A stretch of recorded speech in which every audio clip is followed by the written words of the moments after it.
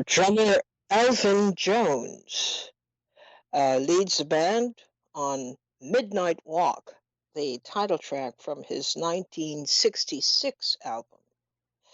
Brother Thad on trumpet, Hank Mobley on tenor sax, Abdullah Ibrahim on piano, formerly known as Dollar Brand, Don Moore on bass, and George Abend on percussion. This is Leid Stories. I'm Utrice Leid, and I'm just emerging from unnecessary battering this week, and it was so simple to deal with. Okay, we received notices that the carpeting in all of the hallways will be cleaned and so forth, and we were given instructions to drag in your front mats and whatnot to leave the hallways completely clean so the cleaning crews could have access without having to stop. Okay, so we did that. And then things changed. And they changed to the point where every building is going to be cleaned at the same time. You wonder sometimes, maybe vitamins or some kind of brain booster should go along with their paychecks so people have their brains working at all times. But it was mayhem, just absolute mayhem. So we had all these people in every single building trying to clean the hallways of whatever it was that they felt might be in the way, because the warning was that if you don't move it, you won't see it again. So you have a nice little coconut mat, your welcome mat, you may not see it again. So we did that. Came home after basically the end of the day, and nothing looked like it was done. It looked just like the way I left it. And guess what?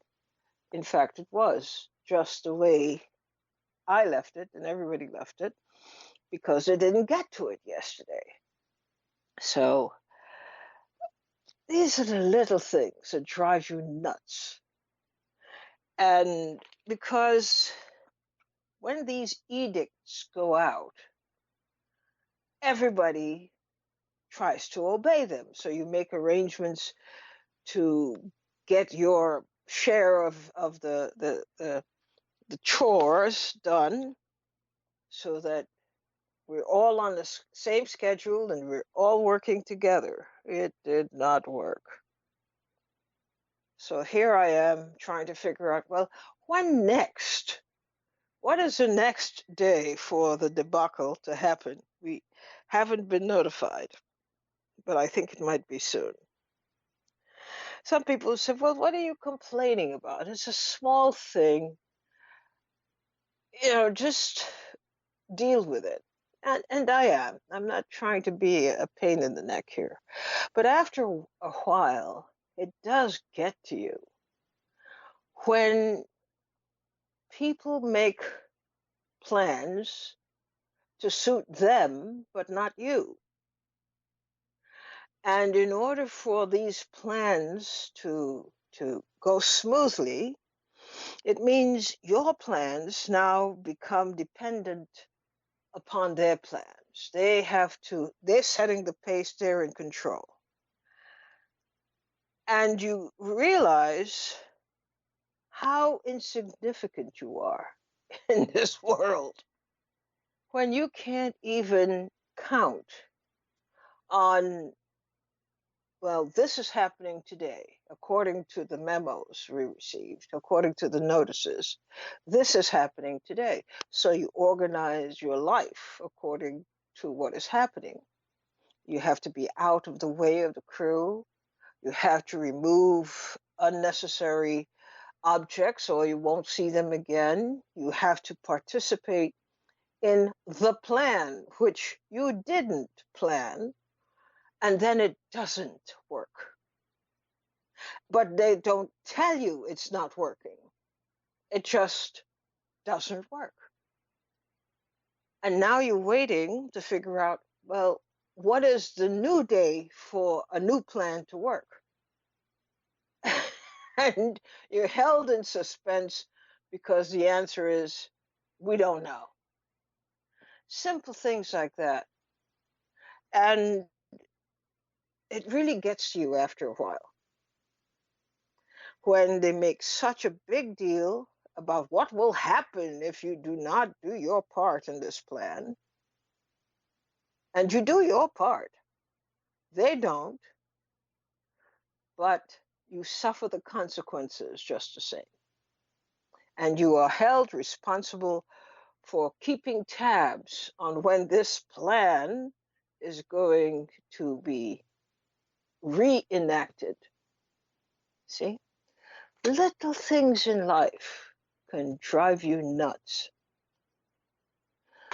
So I have to go back to my New York attitude, which is I don't give a damn.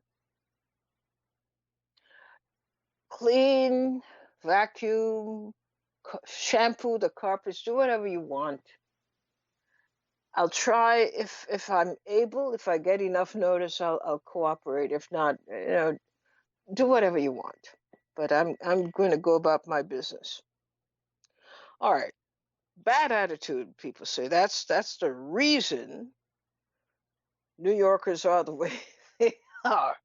And I said, okay, I could live with it. I'm sick of it. When people make plans for your life and then you organize accordingly, they don't stick to a plan, but they don't tell you that.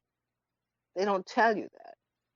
You just get to figure this out by uh, osmosis. Nor do they tell you when the new plan is going to. Oh Lord, this is a example of people misusing power. It's a small thing.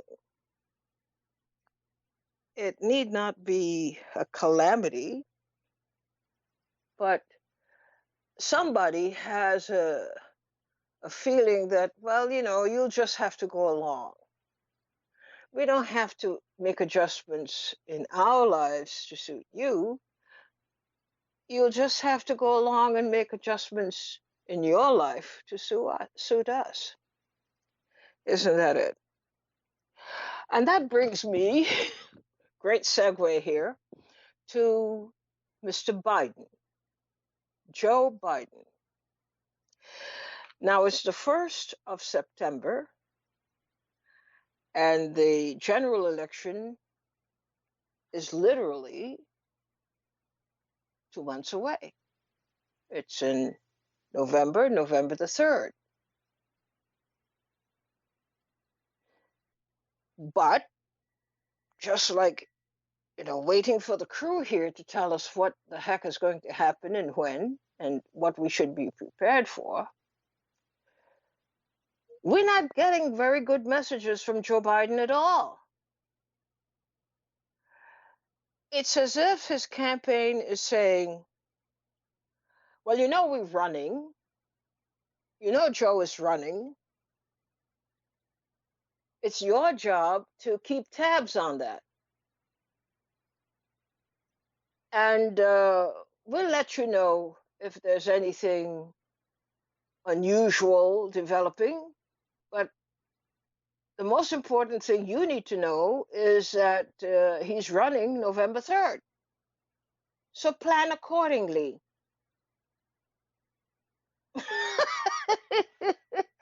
I love that attitude. It assumes, one, that you're interested in Joe Biden, and if you're not, you better be. Number two, you ought to understand how stressful a campaign is. He's got people to talk to. He's got things to do. He's got places to go and people to see. Are you so needy that you think Joe Biden should come to your town or district and talk to you? Do you not understand what pressure he's dealing with as a candidate for president? And you here bringing these silly concerns, these minor concerns about, well, he's not coming to our district, he's not talking to us. These are the things that concern you with your petty minds. And then you say, oh, I'm so sorry. You're right. Um, this is a very tough race. And after all, we do have some history. We kind of know Joe Biden. He was Barack Obama's vice president. So it's not like he's completely new to us. So we should understand he can't talk to everybody. So he has to use his time wisely, and time right now is of the essence. We can't expect the Biden campaign to be everywhere, to go everywhere, to talk to everybody. We understand it's a major, major crunch on his time. And so we will just have to project. And the projection is, we know you. We've known you since you were with Barack. You're a nice man. We know you don't mean any offense. So it's too bad we can't see you before the election. Too bad we can't hear of any new developments in your campaign from you directly. But we understand. We will support you just the same. You use the time that you would waste on us, you use that time and talk to people who need to be talked to, who need to feel the way we felt in the last presidential election when you personally visited these communities and made contact with them and made yourself available to them to explain what it is you hope to accomplish as President of the United States. We really do understand. Yes, that would be the preferred way of the Biden camp thinking that we ought to understand. I don't understand. I don't get it. And I refuse, absolutely refuse to beg Joe Biden to come to my part of town or to find some way to communicate with me and people like me about what it is he has in mind. What are the priorities of a Biden administration? I figured we've carried this man for a long time. We've carried him. Then we carried Barack Obama. And Obama carried him. So we did a lot of carrying of people for quite some time. And if you don't have the time or even the the the thinking, you don't have the thought that it is important, it's vitally important, especially it seems in this go round that you make outreach a signature part of your candidacy. If you don't have the time to do it, I don't have the time for you. It's as simple as that. I don't have the time for you. Do I take it personally? You damn right. I take it very personally. I am sick and tired. Yes, I remember you. I remember you with your sick and tired. But I am sick and tired of, especially at election time, when people just arbitrarily decide who is dispensable and what is dispensable. But the last thing they expect, and it comes back now to the idea of expectation. The expectation is you would shut up and do your duty and vote for the same candidate who has shown you indifference, disrespect, a decided obstinacy to engage with your community because they have it like that. You pose no threat to these people at the polling booth, not a bit of a threat. They know exactly what you're going to do. And the reason they are certain about it is because we perform accordingly. We don't even need instruction. We know what to do. So get out there and do it. And grow up a little bit, for crying out loud. He can't come to your town, so you're going to develop an attitude about that? Uh, yeah. Yes, I will develop an attitude about that. Because you have had a long enough period to romance the communities that are important to you.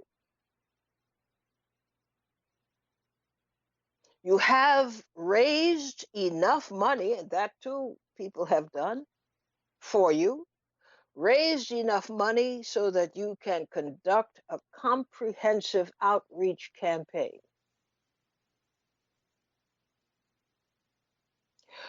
People have been patient and kind because that's the way we are. We've been kind to the president that adopted you. We have transferred our kindness to you. But for crying out loud, as they say in Brooklyn, a little kiss couldn't hurt. But you see, we have to get resolute about this stuff. And we have to make up our minds that, as my mother used to say, when she's letting you have it, I'm doing this for your own good. At some point, we have to lay down the law. If you don't know by now how to behave toward us, the people who have supported you, without even having to be asked, and you reach the point where it is not just that you take us for granted, it's an insult how you take us for granted. You don't even bother, not even one mention of one issue that you think we might be concerned about. But then again, you're taking your cues from Obama. Obama did the same thing. Here's a young man, bright eyed and bushy tailed, with a law degree and full of promise and whatnot. And Black people were just exultant about it. They don't know the details. They don't even need to know the details. They just know that they're in a position to create history by casting their lot and their votes with Obama.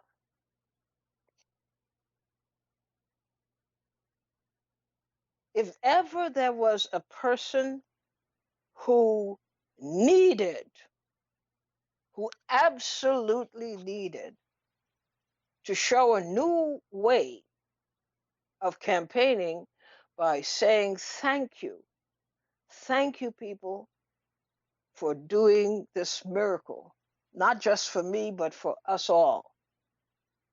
He didn't do it. He just assumed, well, I'm your guy. I get it. You gave me your votes, and thanks a lot. Now let's get on with life.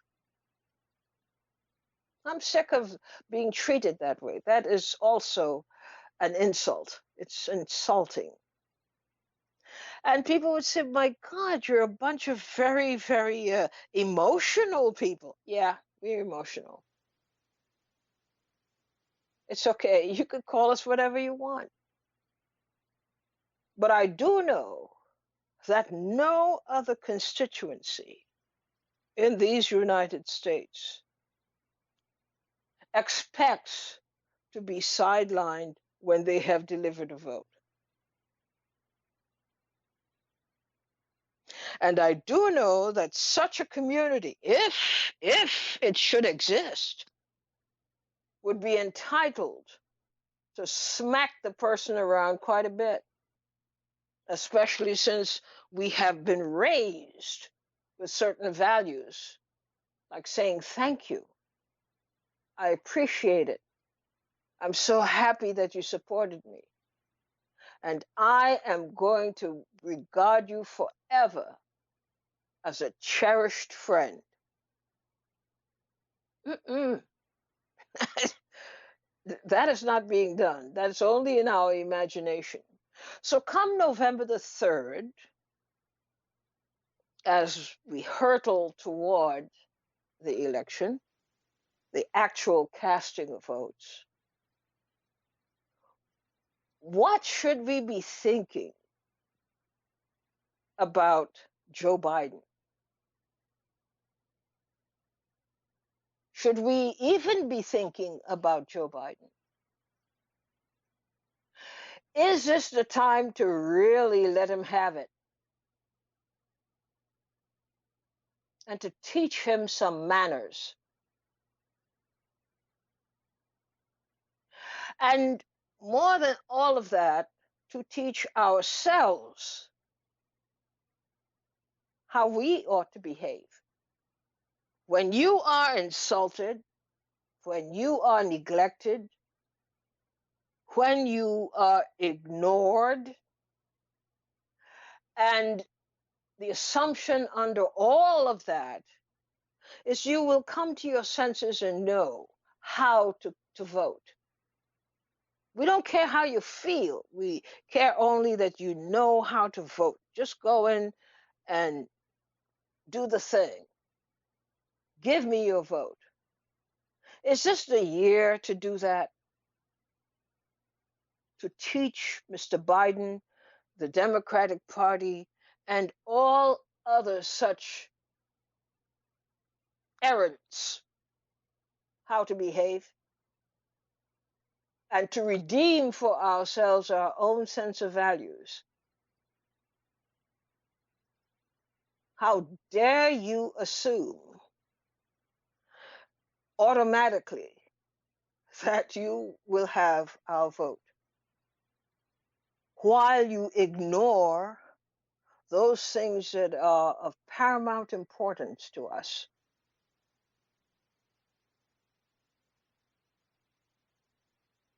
That's the question.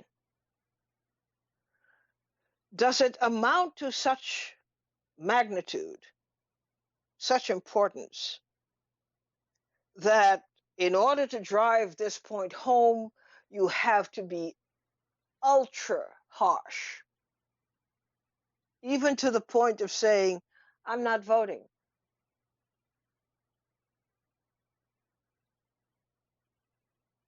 Is it such an insult that we say, this time or never?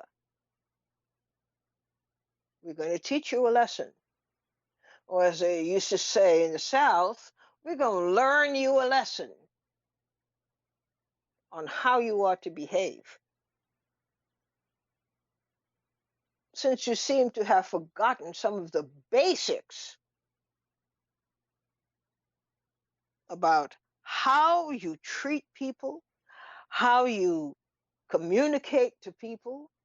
Look, you know I don't have very much time. I'm running from pillar to post. I've got 500 million things to do and only 3 people to help me. You understand. But listen, you're a genius. You're raising money. You're able to care for a whole bunch of people. You're able to take care to send the right message about value. You value certain constituencies. So no matter what the challenge is, you meet it to communicate that these constituencies are of great value to you. Do we have to repeat this cycle over and over and over again to the point where, like now, it is automatic? You'll be self sacrificing. You'll swallow your pride and just get the damn job done and go home. Or do we need to be resolute about certain things? All of that prating and pleading is of no use because you haven't observed the basics. And the basics tell a whole different story. We are responsible for your very political life. We gave you life. And if you don't understand the need to respect that, we take it away. We're going to have an understanding about each other at some point. This formula is bad. It was bad when it started. In some cases, it's even worse now, where people don't even have to talk to you.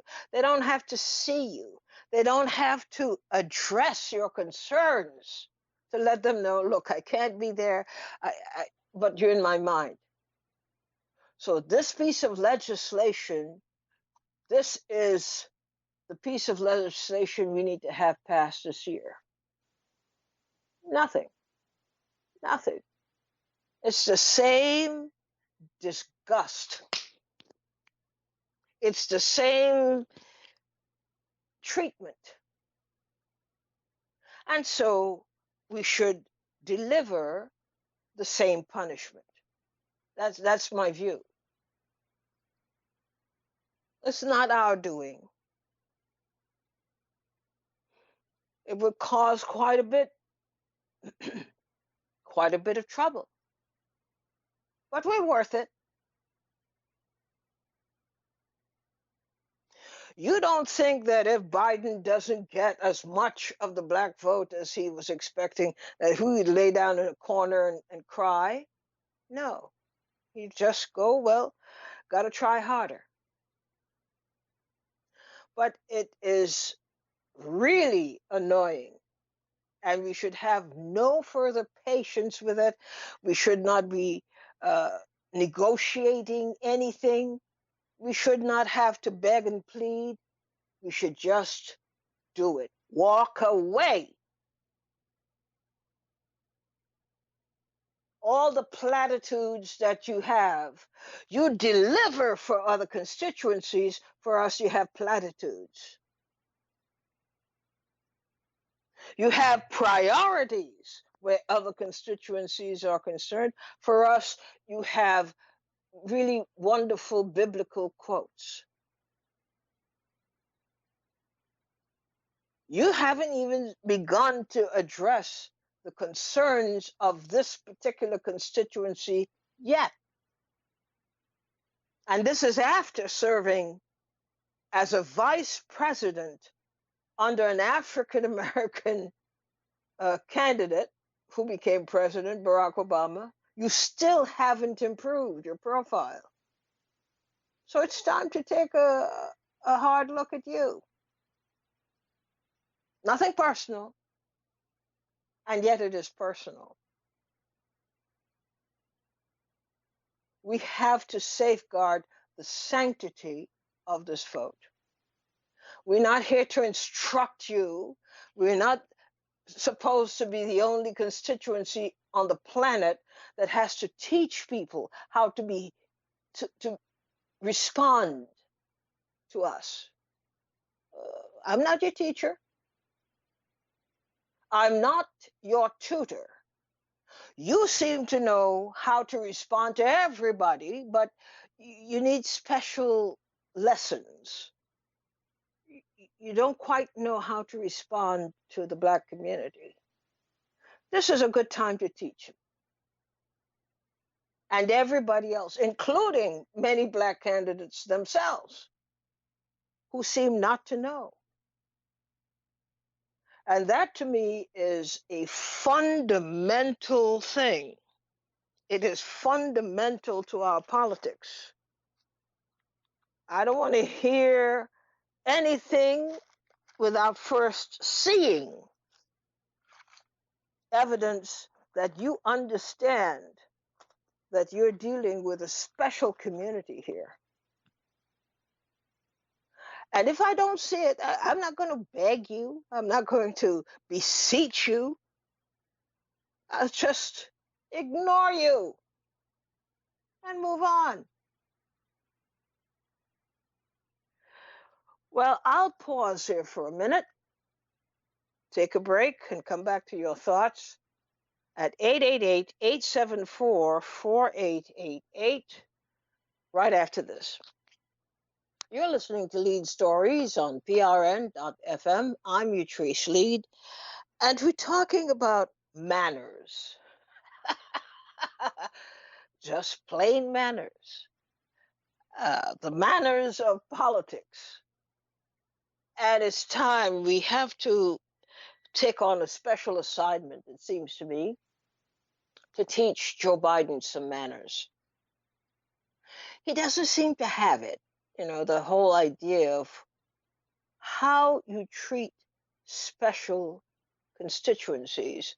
And those constituencies become special because they are devoted, they are loyal, they're very supportive, etc., etc. All that they give to you. You don't have to pay for it. You're given it. You've abused it. You ignored it. But miraculously at election time, you realize you need this community that you have abused for so long. Patricia from New York, we start with you today. Hello, how you doing? Just fine, thank you, Utrice. Good afternoon, and good afternoon to the PRN family. I hope all is well. I've been listening today to all the pundits praise Joe Biden's speech yesterday about Trump. But what impressed me, and not in a good way, was to hear him talk about how he was against fracking and how he was, do I look like I'm a socialist?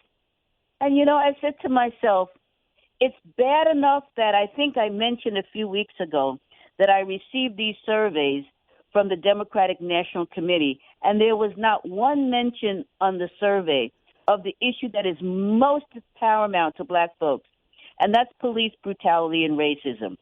So now here you have him talking about the fact that he is not against fracking. Well, there's a segment of the Democratic Party, and Harvey's when Harvey calls in, he frequently talks about climate change and how fracking is not just contributing to climate change, but fracking in and of itself is dangerous to our drinking water, to the soil in which we, plant our crops.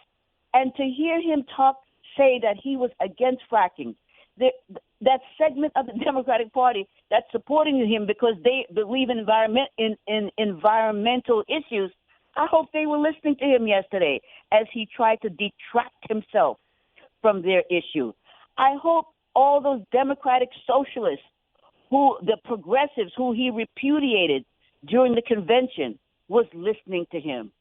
All of the constituents that he is trying to make this coalition, he has repudiated them over the past week. So I hope everybody's listening. Black folks, I hope you're listening. Environmentalists, I hope they're listening. Progressives, I hope they're listening. That coalition. What do you think about this cycle that we have revisited so many times, where the people these candidates realize are the ones they need most are the ones they had ignored most? I'm always amused when the black community is blamed for not showing up to a party that they have no right to show up to. And, it happened the last time with Hillary. The black community was blamed. We didn't come out and vote. We stayed home. And if we stay home again, we're going to be pilloried again. That's because they just don't get it. This is our party. It's not their party. It's our party. They respond to us. We don't respond to their needs, their interests. They've got it backwards. And unfortunately, we have digested that message that we must respond to their interests rather than having them respond to our interests. We don't have an insult meter, and that's our problem. We just don't have an insult meter. It's not that the insult meter is low. We don't have one. Well, thank you, Patricia, for getting us started today, and you're right on point as usual. Thank you. Bill from New Jersey, you're on the air. Good afternoon, Utrice. Hello. Good afternoon. You're on fire today. You're on fire. I'm warm today. And you Wait till I get on fire. You're on fire, and you're 100% accurate. On fire and 100% accurate. Not only do we need to teach Joe Biden a lesson, because Joe Biden's on his way out. We need to teach the Democratic National that you can't just take our vote for granted anymore. You've been taking our vote for granted for a long, long time and offering us things like Clinton playing saxophone in shades on Arsenio and Hillary Clinton saying she's got hot sauce in her purse, and Barack Obama saying, look, I've got a brown face, vote for me. I'm offering you nothing. They offer nothing. We have to make them earn the vote. We have to make them earn the vote. What are you going to offer us for our vote? If you want our vote, offer us something. It would be very easy for Joe Biden to win by offering Medicare for all. Some 80% of the Democratic voters want it, but Joe Biden won't offer it to you because his donors don't want it. His heavy, big money donors don't want it. Give the people what they want. They want Medicare for all. Give them that, and then you get their vote. But you have to offer us something. A guy like Ice Cube recently has done some videos, and Ice Cube, I'm not considering Ice Cube some kind of genius, but he said, why are you not earning our vote? They don't have our vote yet. They have to offer us a plan. Democratic doesn't have any plan. Republicans don't have any plan. Offer us something and earn our vote. And until you offer us something, you don't get our vote. And that's how we get change. We get change by saying you have to earn it. That's the first thing any good salesman says if you go in to buy a car or to buy an umbrella. How do I earn your business today? How do I earn your business? Everyone knows you have to earn someone's vote. You have to earn their business. But the Democratic Party has been getting it for free for so long that they don't think they have to offer anything, and we do need to teach them a lesson that you have to come to us with something to get something. Amen. Just like you said. Let the church say amen to that, because that is absolutely true. Absolutely true. Thank you, Bill, for contributing that today. Thank you. Ed from Jamaica, you're on the air. Hey, good afternoon, Yatrice. How are you? Okay, how's it by you? Me and my thumbs. Hanging in by your thumbs. That's how we do. I totally agree with you, and I empathize with you, but I'm going to have to go against you this time. I mean, I'm going to hold my nose and vote for this guy. Why? Because this man that is in the office is a lunatic, and his presence is causing, for want of a better word, a violent mood to move through this country. And it's manifesting in people. And if he continues to sit in the seat of power in this country, it's not going to be pretty. I mean, I understand and I totally agree with you. The Democratic Party has done nothing but doormat African-American community for years, taking our votes for granted, dismissing our issues, and giving us platitudes and false accolades, but not honoring us as they do with many other constituencies, Latino, Hasidic, Chinese, or whatever you want to call it. But this time is not the time to try and teach a lesson. This man is a nut. He is a certifiable criminal nut, and he is surrounded by sycophants. And if he is allowed to continue, I don't know what's going to happen to this country. I'm going to be totally honest with you. But let me ask you, why is it more a job for African Americans than it is for anybody else? Because unfortunately, we have been the soul of this country since they brought us here. This country knows that it's built on racism, and it knows a debt should be paid to the African Americans in this country. And we have become the soul of this country. From Martin Luther King to Malcolm X, we have become the soul. From Edgar Evers to you name it. We have from Fannie Lou Hamer. We have become the soul of this country. We have become the conscience of this country. And what is done to us reflects around the world how this country operates. That's how change took place in the 60s. When people saw the children getting hosed and attacked by dogs, it changed the temperament of this country. And unfortunately, that's a cross we have to bear until we organize and make ourselves a political force. We got to organize. Kwame Ture said, organize. Yeah, let get this nut out of the way. But when it's over, don't fall asleep. Voting is a small part of this. The price of freedom is eternal vigilance. You got to stay on top of these people. You got to make them afraid of you. And that's what we haven't done. You know, yeah, okay, you in now, but now what you going to do? Because if you don't do what you're going to do, we're going to make it hard for you. We got to become a threat. It's always a catch-22. Other communities are faced with yawning contradictions, but they get what they want. And they're not begging. They're not negotiating. They don't have to plead for attention. They get it. But they are organized, and they have the virtue of organizing from the beginning. They have historic community. They have a community. We don't have a community. Sorry to say it. We did have a community once upon a time, but now we're disjointed, and we're fractured. We don't have a community. It starts with the community. Politics is local. Develop your community base, develop your local base, and then unite and come as a unified front.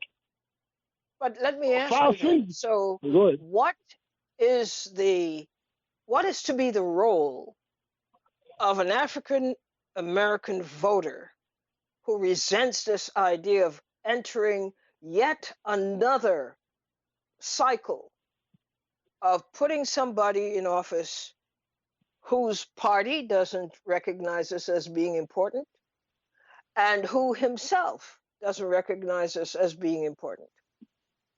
I can only speak for myself, and I know it's the lesser of two evils, but the other evil for me is just too much. It is way too much. Because I think that if he gets in again, he's going to foment people to do things that they wouldn't normally do. Just like those two idiots that he had put on his first day of his Republican campaign that pulled weapons on innocent people. Just like this young boy that went out there at 17 with an AR-15 and killed two people and wounded one. These people feel empowered by this guy, and they're out there, and they're a large part of this country. But I can't help but believe that part of the duty that we increasingly are challenged with is to be prepared to counter these forces as well. This is part of the landscape that we're dealing with. You can't be afraid. I mean, you obviously won't welcome the task, but we keep advancing against them just the same. What is this issue that we are expected to fight for everything, and nobody, I haven't seen any protracted disagreement or critique of Joe Biden by any Black person yet. I haven't seen one. Well, like I said, I mean, I think that the prevailing thought is that all against Trump.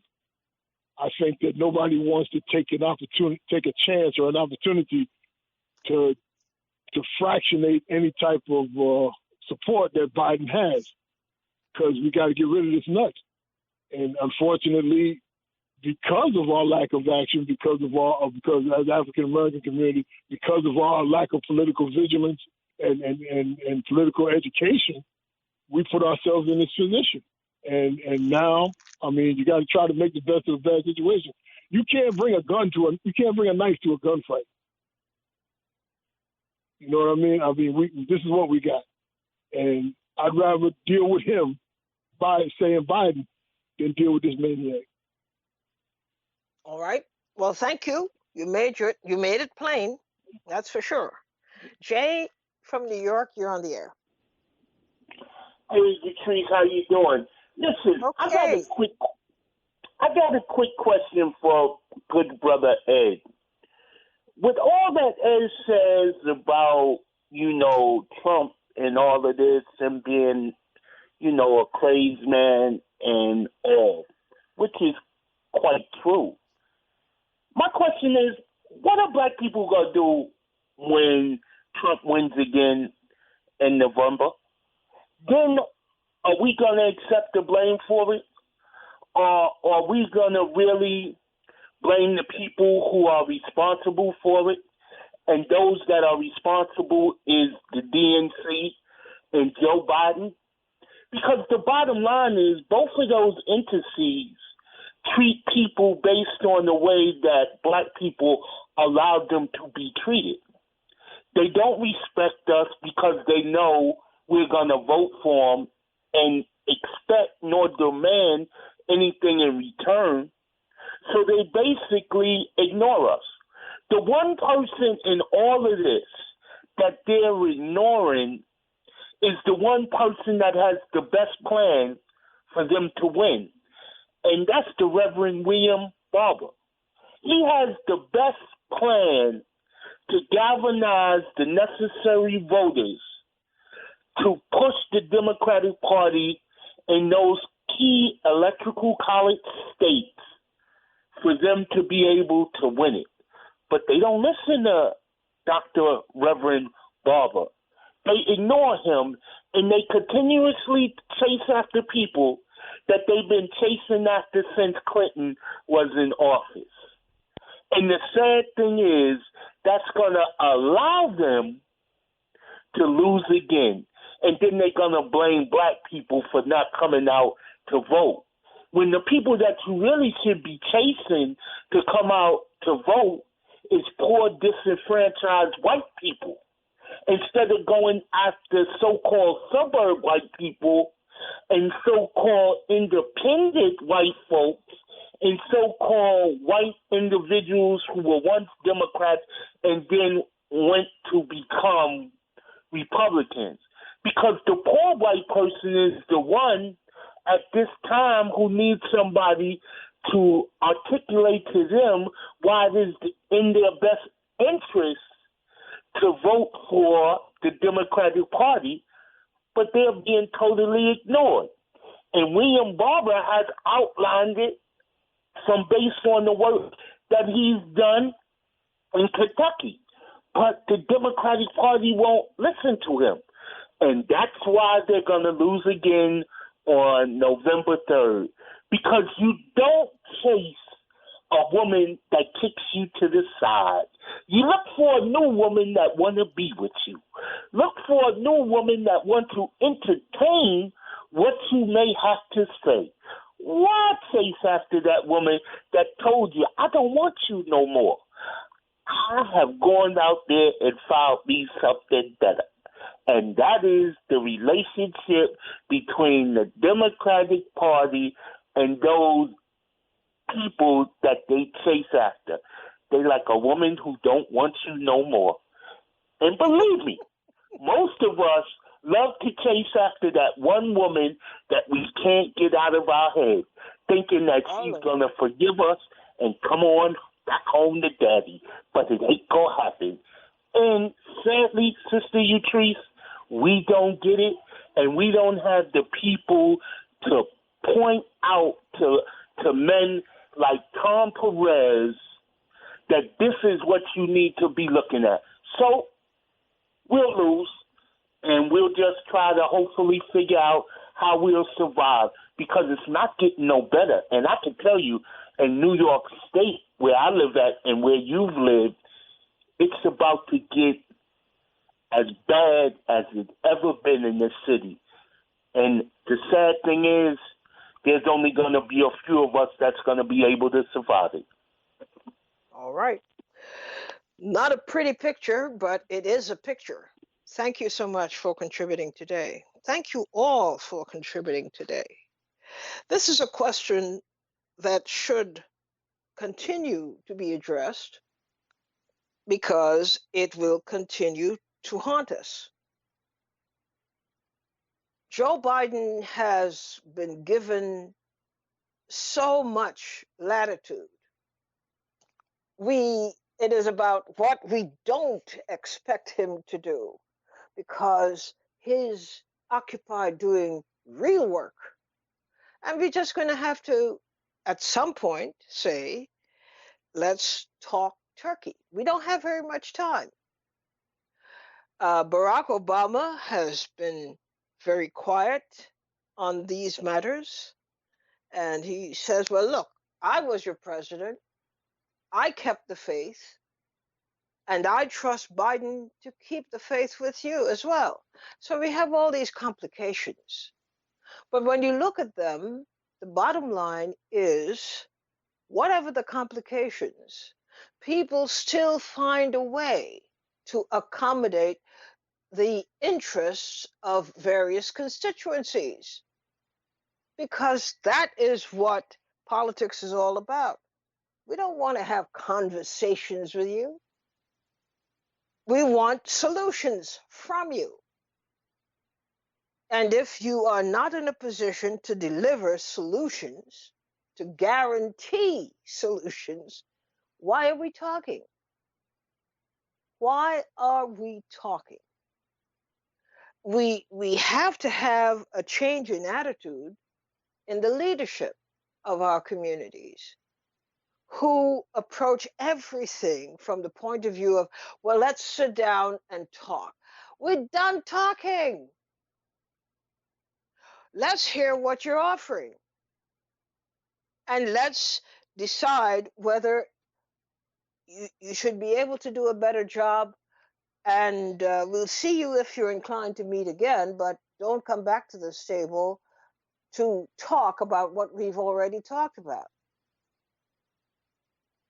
We should have our priorities very, very clear, and there should be a whole bunch of non negotiable items by now, but we're not hearing these kinds of discussions at all. We're hearing about Martin Luther King and we shall overcome. Well, we are overcome. That's the new title. We are overcome. Let's start from there.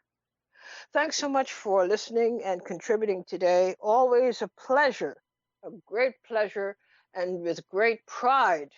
I I feel when I'm among you and we're among each other. So I thank you very much for that. We'll see each other again tomorrow. Bye bye.